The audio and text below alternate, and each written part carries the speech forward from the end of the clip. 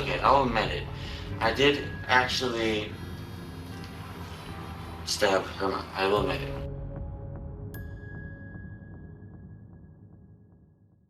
The house on West Volunteer Way stood out in the neighborhood, not for its grandeur or its color, but for the sense of warmth that seemed to radiate from its small, neatly kept lawn and candy-colored exterior. On the front porch sat a mother and her daughter, always together, always smiling. The mother, stout and cheerful, often chatted with neighbors about her daughter's long list of illnesses. She spoke of surgeries, hospital visits, and rare conditions with the ease of someone who had lived inside hospitals far too long.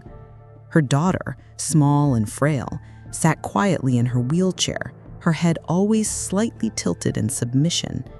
She had the wide-eyed innocence of a child who had learned early on to rely entirely on her mother for everything: food, care, and even the stories told about her own life. Their names were Claudine Dee Dee Blanchard and Gypsy Rose. To the people around them, they were inspiring: a mother who had sacrificed everything and a child who fought bravely against impossible odds. But behind that carefully painted picture lay something far darker, something rotting at the edges. No one knew what went on behind the walls of that small home. Not the nurses who visited occasionally, not the doctors who took Dee Dee's word at face value, not the neighbors who dropped off casseroles or donated money to help with Gypsy's treatments, and certainly not the local charities that gave them a house, rides to Disney World, and more support than most could imagine. Then in the middle of the night, everything fell apart. The first sign that something was wrong didn't come from a police report or a panicked 911 call. It came from a strange Facebook post. A message appeared on Dee Dee's account, bitter, profane, and disturbing. It was quickly deleted, but not before several people had read it. They tried calling. No one answered. Messages went unanswered. And then, silence. When police arrived at the house, the door was locked. The lights were off. No one came to greet them. What they found inside would tear the story of Dee Dee and Gypsy wide open. The front door creaked open slowly under the pressure of the deputies who had received permission to perform a welfare check. Inside, it was quiet. Too quiet. The house, normally humming with the sounds of television reruns and the soft clinks of medical equipment, was frozen. The air felt stale, as if it hadn't been disturbed in days. Everything was neatly arranged: pill bottles stacked by the dozens on the kitchen counter, syringes and feeding tubes coiled in drawers like snakes. A small hospital bed dominated the living room, framed by stuffed animals and pink curtains. There were signs that a child had once lived there: paintings of castles and fairies, wigs on foam mannequin heads, coloring books open mid-page. But the child herself was nowhere to be found. It was in the back bedroom that the horror revealed itself. Lying in her bed, half covered by a light floral blanket, was Dee Dee. At first, the officers weren't sure what they were looking at. The body was still, motionless. Blood had soaked into the mattress, dried and darkened in thick patches. Her hands were curled tightly near her chest, her mouth slightly agape. Whoever had attacked her had done so with ferocity, stab after stab after stab, slicing into her with such rage that it almost didn't seem real. But that wasn't the only shock. There was no sign of Gypsy Rose.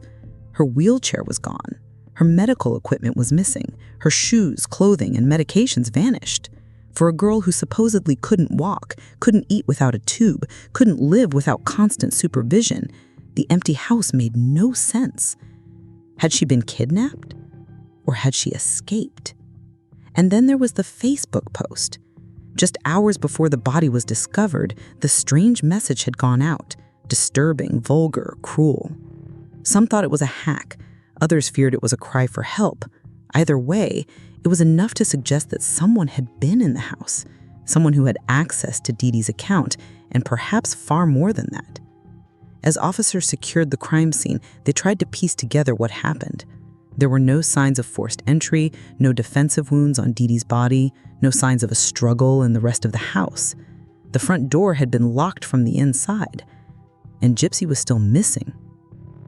For the first time, suspicion didn't fall on the mother or on an unknown intruder. It fell on the mystery of the daughter herself. The community was shaken. Had Gypsy been abducted in the middle of the night after witnessing her mother's murder?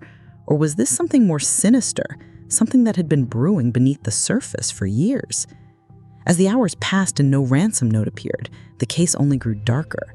Investigators turned to the digital trail, the Facebook activity, the phone records, the online search history. They began combing through everything, desperate for a lead. And what they found would unravel everything they thought they knew about Dee Dee Blanchard, her daughter, Gypsy Rose, and the house that once seemed so full of love. The search for Gypsy Rose Blanchard took on an urgency that spread far beyond Springfield. Media outlets picked up the story quickly. A wheelchair-bound girl with leukemia, muscular dystrophy, and a host of other severe illnesses was missing, and her mother had been found murdered. Volunteers canvassed neighborhoods, police distributed flyers, social media lit up with desperate pleas for help. But even in the midst of panic, cracks in the narrative began to form. It started with the wheelchair. It wasn't in the house, nor was it found in the trash or reported stolen. No one had seen Gypsy being carried out. No neighbors had noticed anything unusual during the night. A van belonging to Dee Dee was also gone. This was a problem because Gypsy wasn't supposed to be able to walk, let alone drive or escape undetected. Investigators reviewed hours of medical footage, news coverage, and home videos. Gypsy had always appeared small, frail, and childlike. Her voice was soft and high-pitched. Her mother spoke for her often, sometimes answering even the simplest of questions.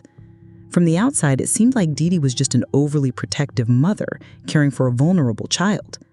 But then detectives began making calls, first to doctors, then to hospitals, and what came back was not a clear picture, but a mess. There were no consistent records tying Gypsy to the dozens of diagnoses Dee Dee had claimed. Some doctors had treated her based solely on Dee Dee's word. Others had noted inconsistencies but hadn't pursued them. In some files, Gypsy was said to have the mental capacity of a 7-year-old. In others, she was described as alert, aware, and perfectly capable of speech and comprehension. Worse, when investigators contacted a few of Dee Dee's old acquaintances from before the move to Missouri, they heard something strange. People remembered Dee Dee, but they remembered Gypsy very differently. Walking, playing, eating solid food, no feeding tubes, no wheelchair, no diagnoses at all. The more they dug, the more chilling the implications became. Was it possible that Gypsy wasn't really sick? And if she wasn't, then where was she now? Then suddenly there was a break. A search of Dee Dee's computer turned up a strange collection of online activity, romantic role-playing forums, Facebook pages under fake names, and private messages between Gypsy and someone named Nicholas. One message mentioned love, another mentioned escape, and then something else, a plan. Police traced the IP address to a modest house hundreds of miles away in Wisconsin. And when they arrived, they found the missing van in the driveway. Inside, they found Gypsy Rose Blanchard, alive, walking, talking, and standing on her own 2 feet. When the door to the Wisconsin home opened, what stood behind it was not the fragile girl the world expected to see. There was no wheelchair, no IV stand, no mother by her side, just a young woman, small and wide-eyed, clinging nervously to a boy standing beside her. She looked startled but calm, like someone who had waited for this moment, just not like this. The officer stared at her for a moment, confused. Was this truly Gypsy Rose, the girl who had been described as terminally ill, who needed round-the-clock care and couldn't so much as move her legs? Yes, it was her. She handed over her ID, she admitted who she was, and she walked unassisted into police custody. The boy was Nicholas Godejohn. He didn't resist either. It was hard to comprehend. The very idea that Gypsy could walk after years of appearing so helpless felt impossible. News crews who had followed her story in the past were stunned. Images of Gypsy at Disney World in a wheelchair, Gypsy at charity events with a feeding tube taped to her face, Gypsy being wheeled through hospital corridors, now seemed like scenes from a carefully directed performance. And then came the confession. Inside the interrogation room, the story she told was not what anyone expected. She was calm, measured, polite, but what she described was a world that bordered on nightmarish. Years of control, isolation, lies stacked on lies. Her mother shaving her head to simulate chemotherapy, forcing her into surgery she didn't need, fabricating conditions, making her act younger than she was, hiding her real age, controlling what she wore, what she ate, what she read, and even what she believed. But the most chilling part wasn't what her mother did to her. It was what Gypsy did to make it stop. And she hadn't done it alone. In a whirlwind of digital messages, secret meetings, and escalating fantasies, Gypsy and Nicholas had plotted something irreversible, something that began with love and ended in blood. The world began to learn about Gypsy in reverse. Everything they thought they knew was unraveling. The childlike voice, forced. The wheelchair, unnecessary.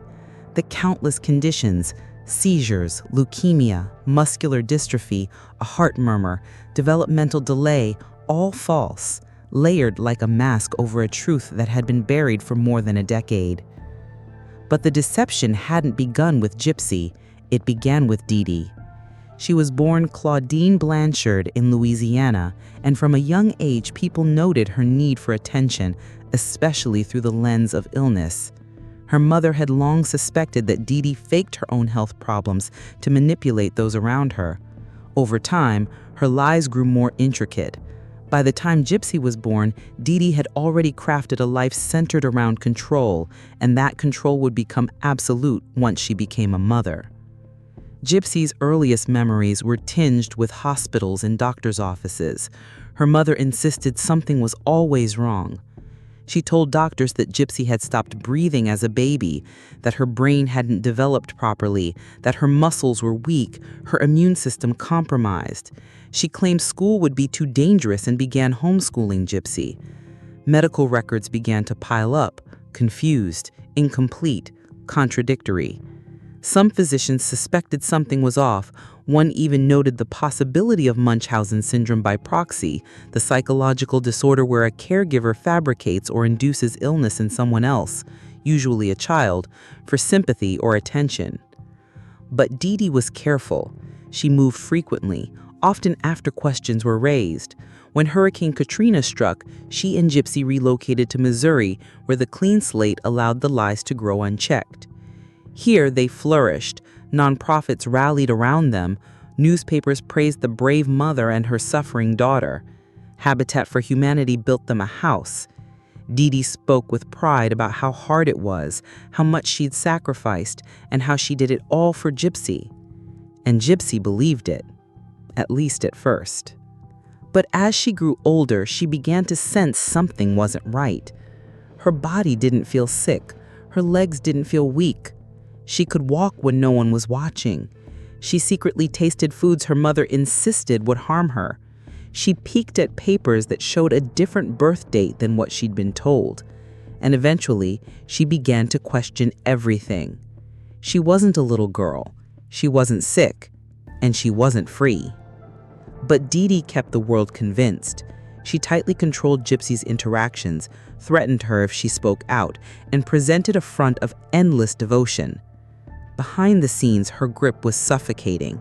She cut off contact with friends and family. She confiscated Gypsy's phone.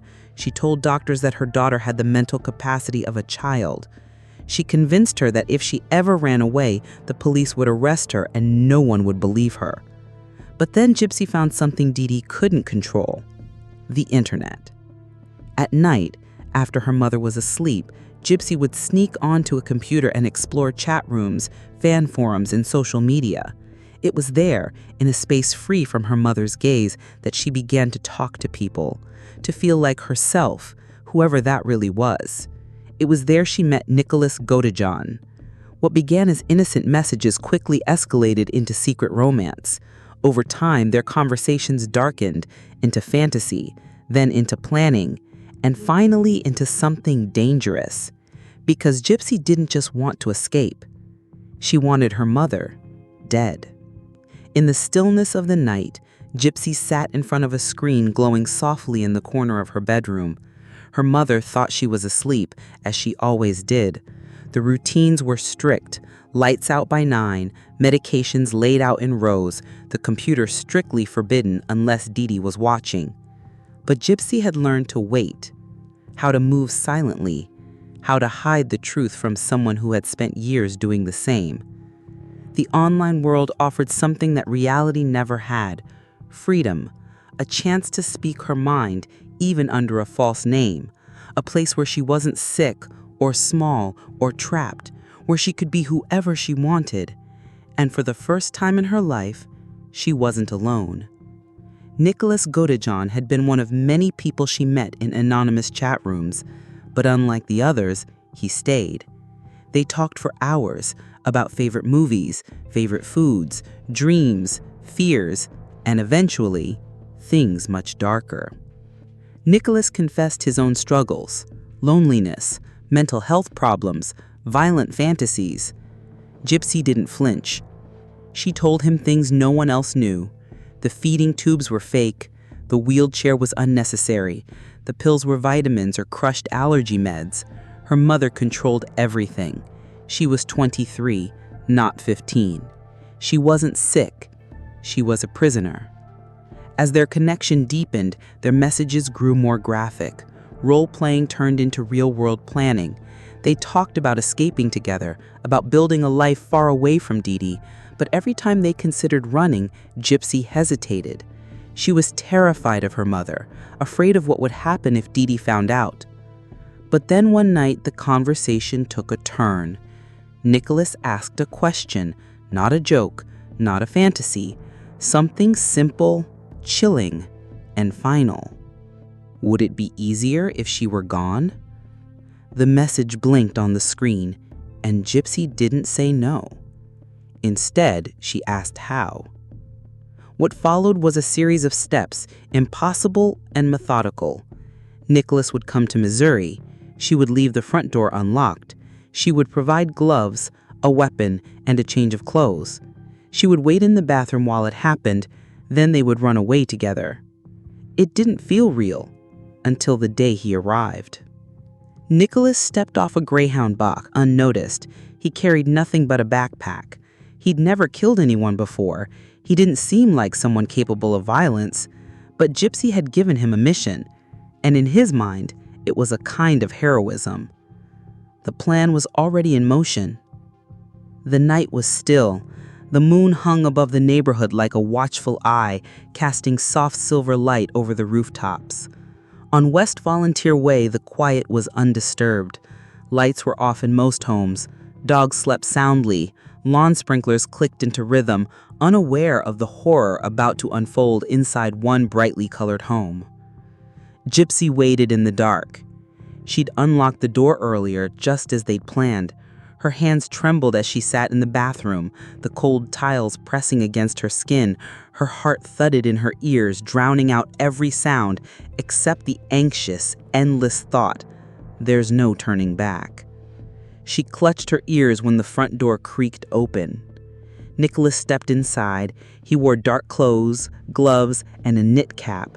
He carried a knife, small, ordinary, something he'd brought from home. He moved quickly, silently, like someone who had rehearsed each step 100 times in his mind. But his eyes betrayed him. They were wide, too wide. He was scared. The hallway stretched before him. He moved past framed photos, medical supplies, stuffed animals, past the feeding station, past the humming refrigerator that held medicines no one really needed. All the pieces of the fiction Dee Dee had built lined the walls like set pieces.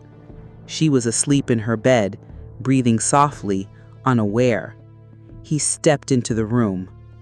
Gypsy closed her eyes. The first sound was muffled, a wet crack, followed by a sharp intake of air. Then the rhythm turned chaotic, thuds, gasps, furniture rattling, a stifled scream. Then silence. She had asked him not to make her suffer. She told him to be quick, but Nicholas was not quick, nor clean. The knife entered and exited many times, too many. Each movement was frantic, messy. It was not a quiet death. It was a storm in the shadows. When it was over, the air inside the house changed. It was heavier, sticky. Gypsy opened the door slowly. She didn't look toward the bedroom. Nicholas stood in the hallway, covered in blood, holding the knife awkwardly like it no longer belonged to him. His face was blank. The reality of what he'd done had not yet settled in. Together, they cleaned. Not the crime scene, but themselves. She handed him wipes and paper towels. They flushed gloves, hid the weapon, changed their clothes. Then they packed bags and stepped outside into the warm summer night like ghosts passing through the world unnoticed. The next morning, no one suspected anything. The house was still. Dee Dee's body lay undiscovered, and the girl in the wheelchair was already hundreds of miles away, walking. But they hadn't been careful enough. In their panic, they left traces, surveillance footage, online footprints, and one final fatal mistake, a Facebook post. It was meant to be a joke, a kind of twisted statement to the world, but it became a digital breadcrumb leading police straight to them. The cover was broken, and the lie unraveled in every direction. The drive from Missouri to Wisconsin took nearly 10 hours. Most of it passed in silence. In the back seat of a rented vehicle, Gypsy leaned against the window, watching the fields blur past. There was no wheelchair, no pills, no tubes or restraints. For the first time in her life, she was free. And yet she felt no relief. Beside her, Nicholas spoke in hushed, scattered fragments. He talked about their future, how they lived together, how nothing would come between them. He smiled when he looked at her, as if the horror of the night before had been nothing more than a minor obstacle on the path to love. Gypsy nodded along, but inside, her thoughts tangled. This wasn't the dream she'd imagined. When they arrived at his family's home, they entered quietly. Nicholas's parents weren't expecting guests. They had no idea what their son had just done or who the girl was standing next to him. They stayed in his bedroom. They watched movies, ate junk food, and barely spoke about what had happened. Gypsy called it laying low, but something was already unraveling inside her. She knew they couldn't stay hidden forever. She knew the lie wouldn't hold. She even began to feel the first cracks of guilt, an emotion she hadn't expected. Back in Springfield, the silence surrounding Dee Dee's home was finally pierced. Neighbors grew worried after the bizarre Facebook post. They called the police. A welfare check was performed. The door was forced open, and then came the discovery. The crime scene was gruesome. Dee Dee's body had begun to decompose. The house was filled with the eerie, synthetic cleanliness of a hospital, but now it was layered with the stench of death. Gypsy was nowhere to be found. The wheelchair was gone, and the community spiraled into confusion and fear. Had she been kidnapped? That was the first theory. Posters went up. News outlets reported a medical emergency.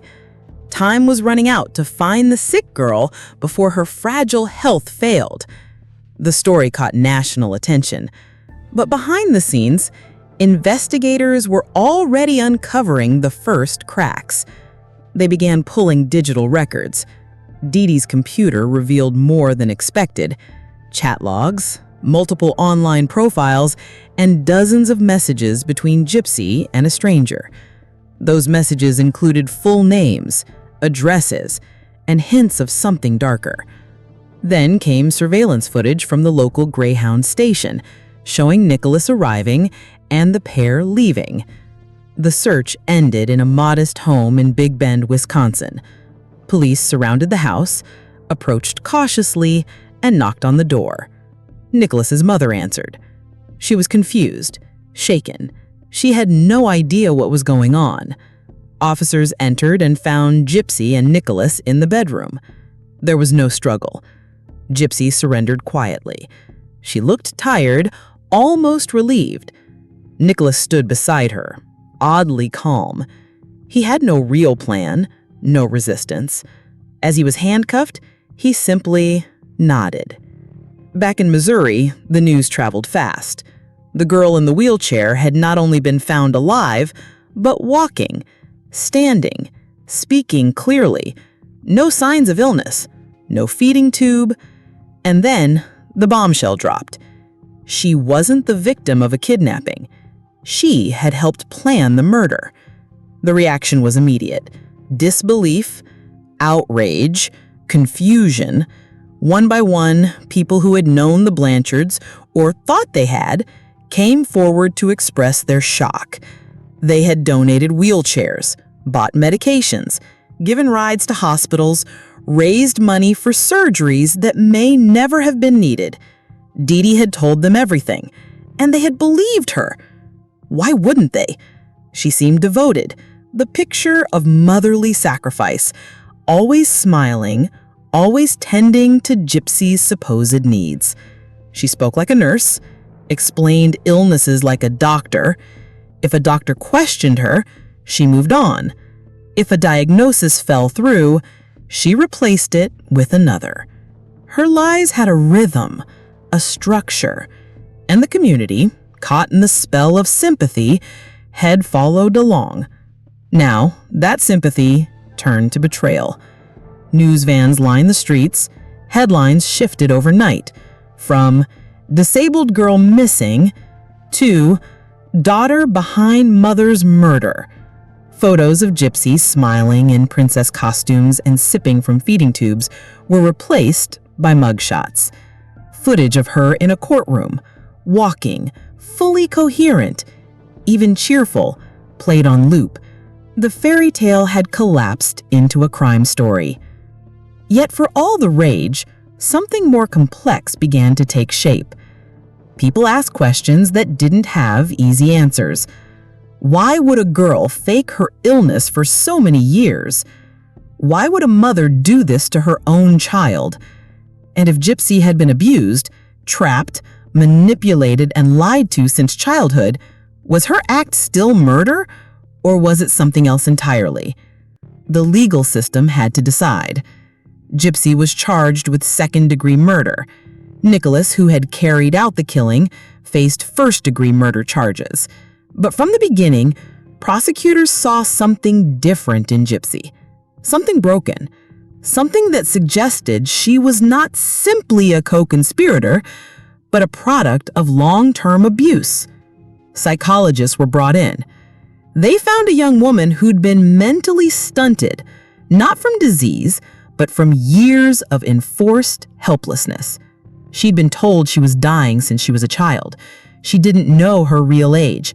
She'd never been to school, never driven a car, never kissed a boy until Nicholas. Her understanding of the world was fragmented, shaped entirely by her mother's control. She wasn't faking illness. She had been trained to believe she was sick. Her childhood was performance, but not for her own gain. It was for Dee Dee. As the media frenzy grew, a deeper story began to surface, one about power, fear, and the invisible scars of psychological abuse. And for the first time, the narrative began to shift again. Not Gypsy the liar, not Gypsy the killer, but Gypsy the victim. To understand how a girl like Gypsy could become a prisoner in plain sight, you have to understand the woman who built the prison. Claudine D. Blanchard didn't become a master manipulator overnight.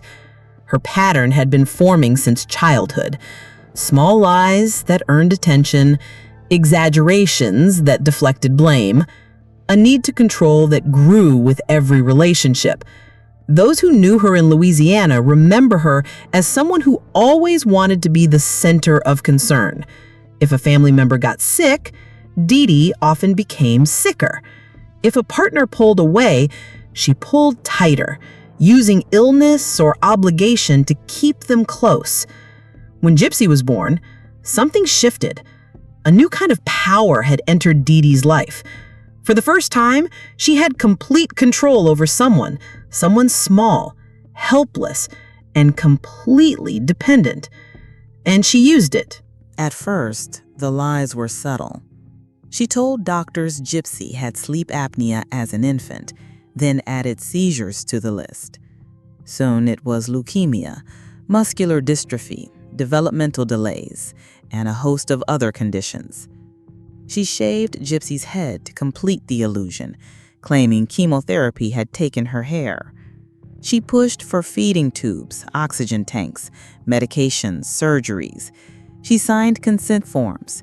She learned the medical language, used the right terms, repeated symptoms that couldn't be verified. And it worked. Doctors trusted her. Charities rallied around her. Media outlets praised her.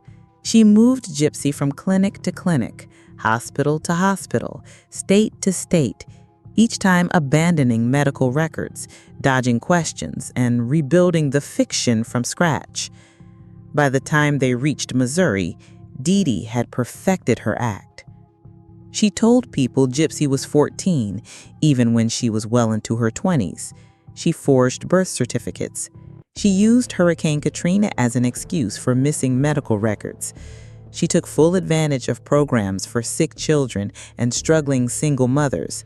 And through it all, she painted herself as a tireless caregiver. What most people never saw was how tightly she controlled Gypsy behind closed doors. She installed bells on doors and windows.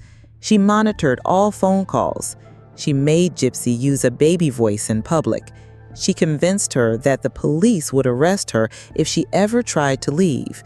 She told neighbors that Gypsy had the mind of a child, and she threatened her constantly with abandonment, with violence, with more medications if she disobeyed. Dee Dee created a world in which Gypsy was both captive and accomplice, forced to perform a role she could never escape. And no one stopped her. The system failed her. Neighbors overlooked red flags. Doctors deferred to Dee Dee's confidence. Social workers took everything at face value. Even Gypsy's own father, who had long been pushed out of her life, was told his daughter was too sick to see him regularly. When he questioned it, Dee Dee disappeared again. It wasn't just abuse. It was a carefully engineered illusion, one that masked a quiet psychological horror. And in the center of it all was a girl who had never been allowed to grow up. 2 defendants, 1 crime. But from the beginning, it was clear that Gypsy Rose and Nicholas Godejean would not walk the same legal path. For Nicholas, the facts were blunt. He boarded a bus, entered a woman's home, and stabbed her to death in her sleep. His fingerprints were everywhere. The murder weapon had been recovered. And during his interrogation, he had shown little remorse, smiling, even bragging about what he had done for love. The prosecution had no difficulty establishing premeditation.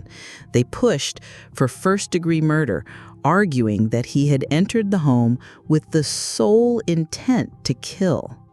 But with Gypsy, things were more complicated. She had not held the knife, she had not physically harmed her mother, but she had orchestrated everything, inviting Nicholas in, unlocking the door, and creating the plan that led to her mother's death.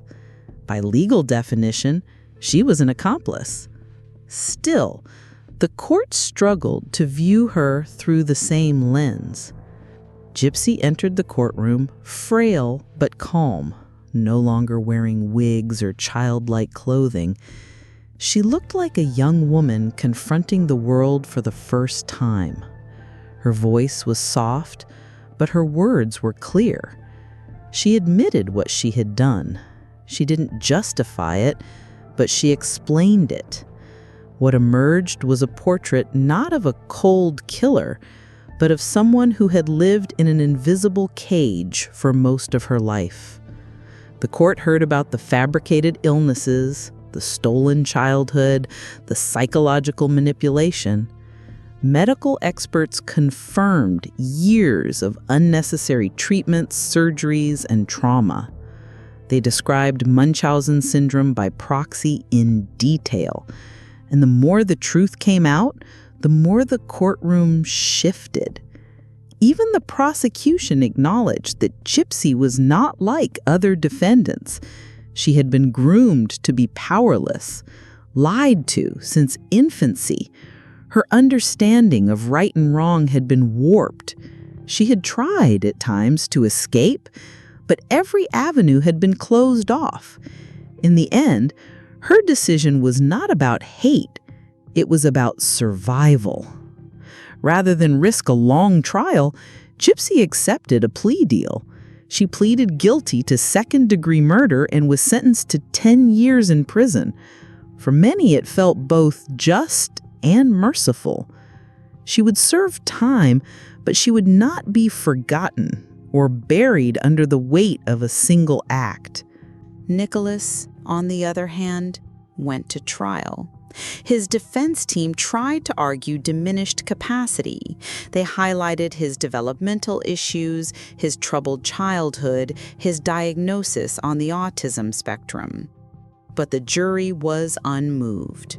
The murder had been deliberate, prolonged, brutal. He had confessed. There was no ambiguity. He was found guilty of first-degree murder and sentenced to life in prison without the possibility of parole. Two people had conspired together, but the world saw them very differently. Gypsy, the child who had once been wheeled onto stages in tiaras and hospital gowns, had now become a symbol of failed systems, unseen abuse, and the blurry line between victim and perpetrator. Prison, for most people, is a punishment, a cage. But for Gypsy Rose, it was something else entirely. It was freedom. Inside the walls of her correctional facility, she had structure, consistency, and most importantly, control over her own body. No one forced medications into her mouth. No one shaved her head or strapped her into a wheelchair. For the first time, she was allowed to read what she wanted, eat what she wanted, speak for herself. In interviews, she expressed something unexpected: relief. She didn't celebrate what she had done, she didn't hide from it either, but she recognized the irony of her situation. For years, she had lived in a world of pastel colors and charity campaigns, but that world had been her prison. Now, in a cell, she finally had space to become a person. Time passed, the media quieted, but Gypsy's story continued to echo. Documentaries were made, podcasts explored the twisted dynamic of her life. People debated whether she was a murderer or a martyr, a liar or a survivor. Her name became more than a headline. It became a cautionary tale about what can happen when no one asks questions, when no one sees behind the mask.